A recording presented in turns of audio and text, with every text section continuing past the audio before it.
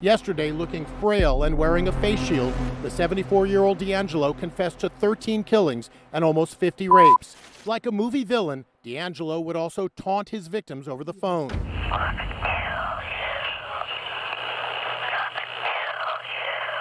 You have forfeited your right to live at all. You shall be executed in the method provided by Florida law. This is Jeremy Lee Moody and Christine Moody, a self-proclaimed white supremacist couple from North Carolina, who are facing charges for the brutal murder of a registered sex offender, Marvin Parker, and his wife, Gretchen Dawn Parker, in July 2013.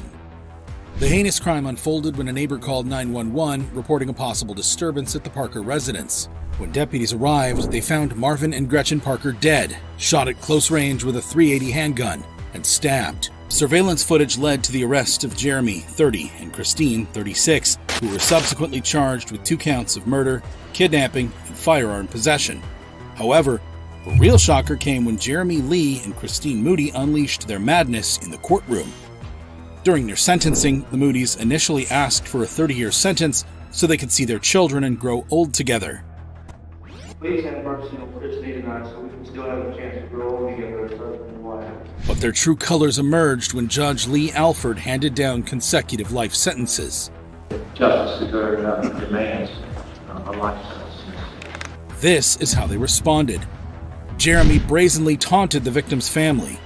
Perverts later. That's what child molesters get. Calling them unprintable names. Christine wasn't left out. She echoed her husband's lack of remorse, stating, "Do you have any regrets?" "I have no regrets. Killing that pedophile was the best day of my life." Their chilling lack of remorse was further evidenced by their plan to target more sex offenders. Had to do it over again. I'd kill more. Moody's revealed they had another sex offender in mind as their third victim, but were caught before they could strike again. Lawyers claimed that both Jeremy and Christine were sexually abused as children, fueling their desire for revenge against those who hurt them. Psychologist Harold Morgan, who analyzed Jeremy, suggested that they believed they had a divine assignment to kill all sex offenders. The Moodys were also linked to a white supremacist group, Crew 41, known for targeting sex offenders.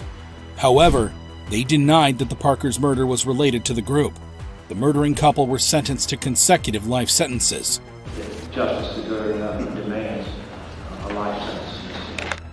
However, this wasn't the only time a convict freaked out during their sentencing. Take, for example, the case of Alex Murdaugh, a prominent personal injury attorney and heir to a powerful legal dynasty in South Carolina. On June 7, 2021, Murdaugh reported that he discovered his wife, Maggie, and his son, Paul, dead near the dog kennels on their sprawling estate. My wife had stopped badly. After over a year with no arrests, Murdaugh himself was indicted on 2 counts of murder and 2 counts of possession of a weapon while committing a violent crime in July 2022. While the crimes committed by Murdaugh were reprehensible, his conduct in court will make your blood run cold. Throughout the trial, Murdaugh insisted on his innocence, but state prosecutors presented compelling evidence against him. They argued that he had shot his wife and son at close range with a rifle and shotgun, allegedly to distract from his financial misdeeds and gain sympathy. But it is overwhelming, and it shows this man to be a cunning manipulator, a man who placed himself above all others, including his family. The prosecution's case relied on circumstantial evidence, including mobile phone data and gunshot residue, as no murder weapon was ever found. However, the most significant piece of evidence was a video taken by Paul at the dog kennels. Quit, Cash. Come. Quit. It's okay. Come here. Hey, he's got a bird in his mouth!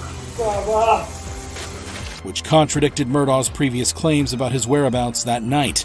Murdaugh's defense team argued that he was a loving husband and father who had been unfairly targeted by law enforcement. However, the evidence suggested otherwise.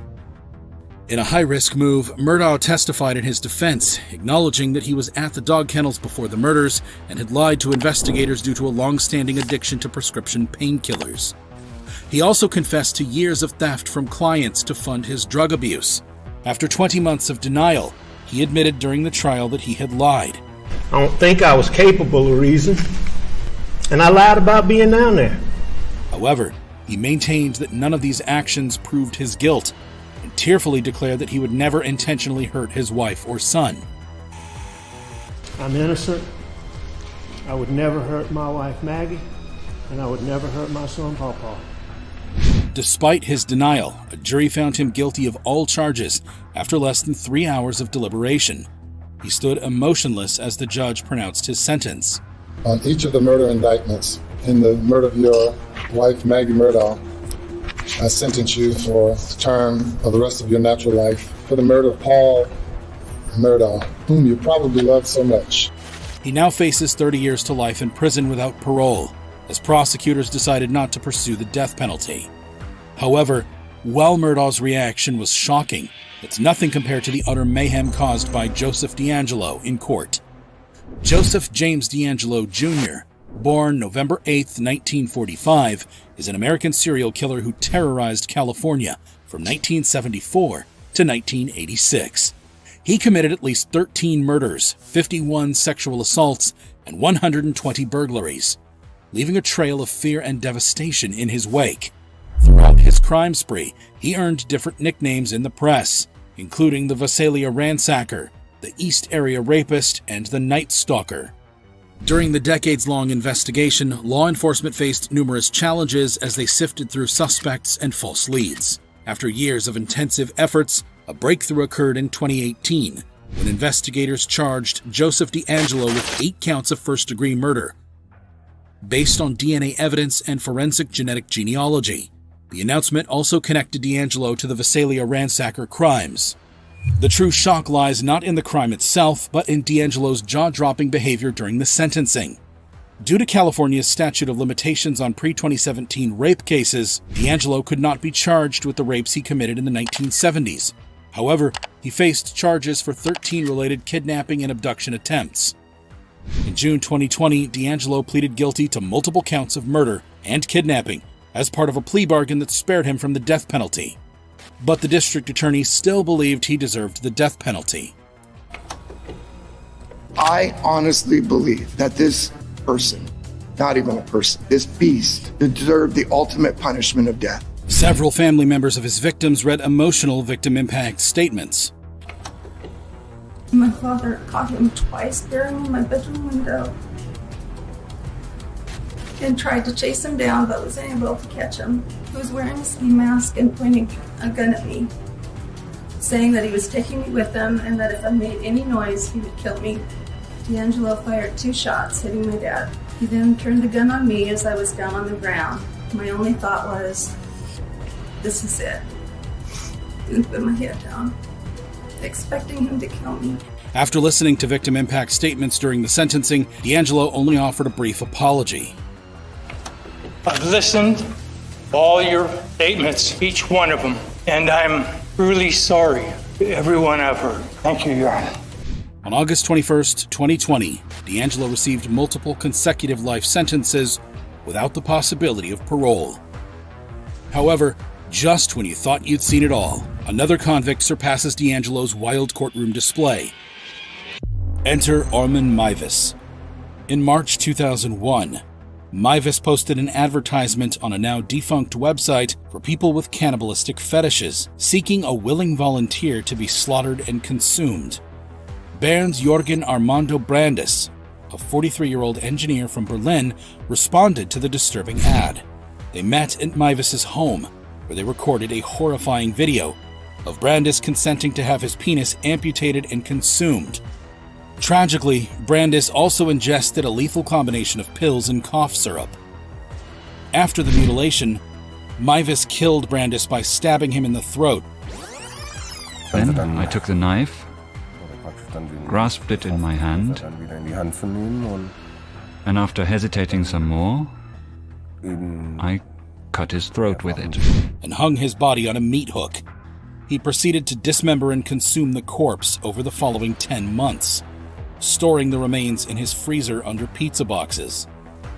The shocking case came to light in December 2002, when a college student noticed Meiwes' new ads for victims online and alerted the authorities. In January 2004, Meiwes was convicted of manslaughter and sentenced to 8 years and 6 months in prison. a decision that garnered significant media attention. During his trial, he admitted to cannibalizing Brandis and expressed regret for his actions, hoping to deter others from following a similar path. That this can never be the right way. The wishes, the fantasies you have, that these can never ever be fulfilled. However, in April 2005, a retrial was ordered, and Meiwes was reconvicted of murder in May 2006. A psychologist's assessment indicated that he still had fantasies about devouring the flesh of young people and could reoffend. He received a life imprisonment sentence for his heinous crime. However, while some may attribute Meiwes' reaction to mental illness, it pales in comparison to the unfathomable behavior of Mark Latunsky. Mark Latunsky, a 52-year-old man, charged for the horrific murder of his Grindr date, Kevin Bacon, on December 24, 2019. Latunsky and Bacon met through the Grindr dating app, and Bacon's body was later found in the basement of Latunsky's Bennington Township home on December 28, 2019.